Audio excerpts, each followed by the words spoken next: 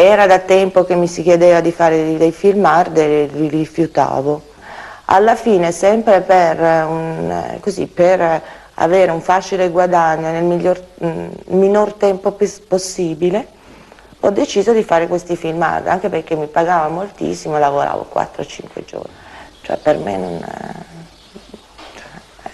erano quei momenti di vuoto totale per cui non me ne rendevo conto. Cioè, c'ero ma non c'ero. Sicuramente non c'ero io, non ero presente, non ero cosciente, non ero... Benvenuti, soffitari e soffitare, nella nostra soffitta. Oggi le luci sono più soffuse, l'atmosfera più intima, perché parleremo di donne che hanno fatto sognare il pubblico del cinema a luci rosse italiano. Stelle vere, capaci di accendere desideri, ma anche di lasciare dietro di sé ombre di malinconia. Alcune hanno brillato per poco, altre per anni. Tutte però hanno lasciato un segno profondo.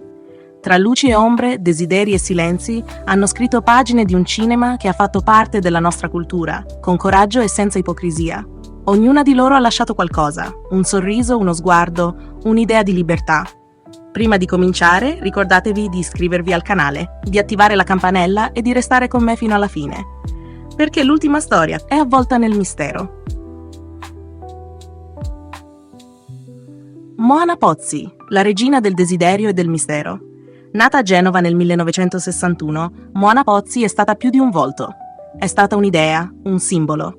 Con la sua eleganza naturale e un'intelligenza fuori dal comune, Moana è riuscita dove nessuna prima di lei aveva osato: portare l'erotismo alla ribalta della cultura pop italiana.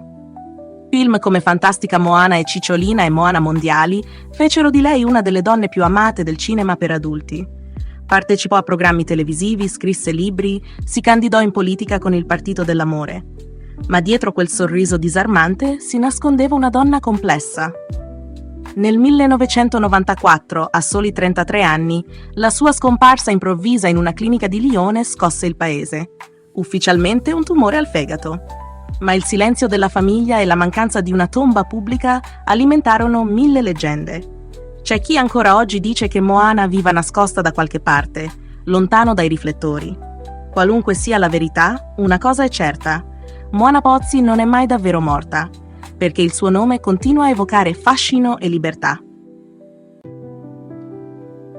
Lilli Carati, la bellezza dagli occhi tristi.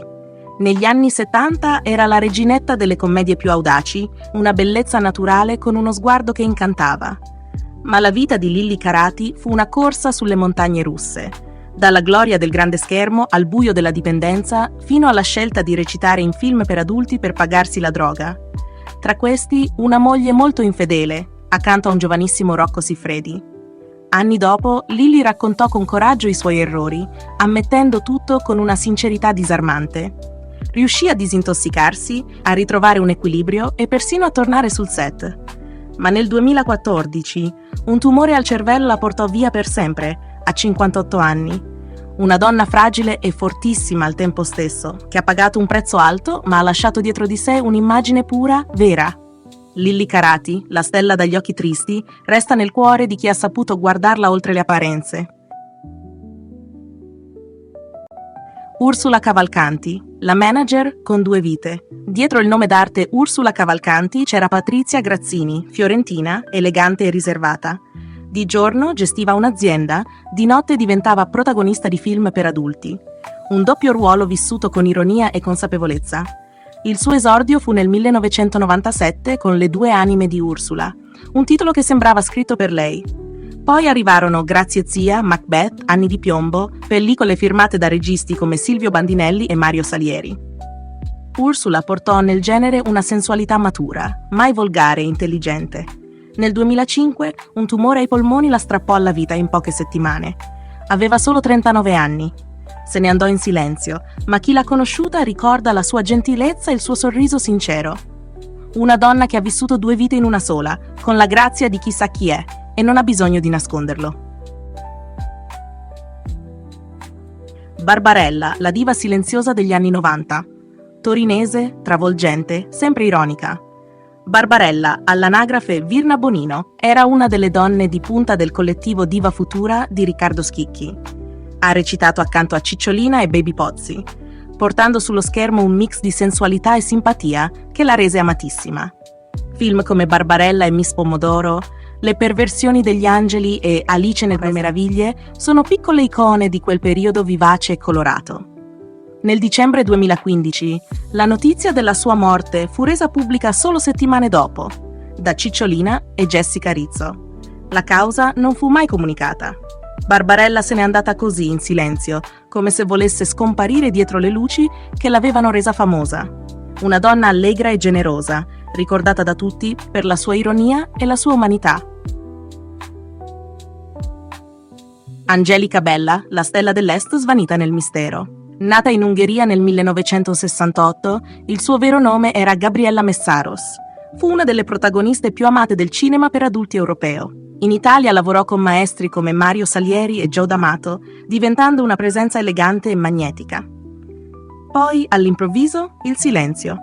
Durante la pandemia nel 2021 la famiglia comunicò la sua scomparsa, ma senza rivelare né data né luogo, chiedendo riservatezza. Nessuna conferma ufficiale, solo voci. C'è chi parla di una malattia, chi di un ritiro spirituale. La verità non la sapremo mai, ma forse è giusto così. Angelica Bella è diventata un mito sospeso, una figura che vive tra ricordo e leggenda. E ogni volta che se ne parla, sembra di evocare un fantasma gentile. Se questo viaggio nella memoria vi è piaciuto, lasciate un like, iscrivetevi alla Soffitta di Pippo e scrivetemi nei commenti quale di queste donne vi ha colpito di più o quale altra vorreste ricordare nella prossima puntata.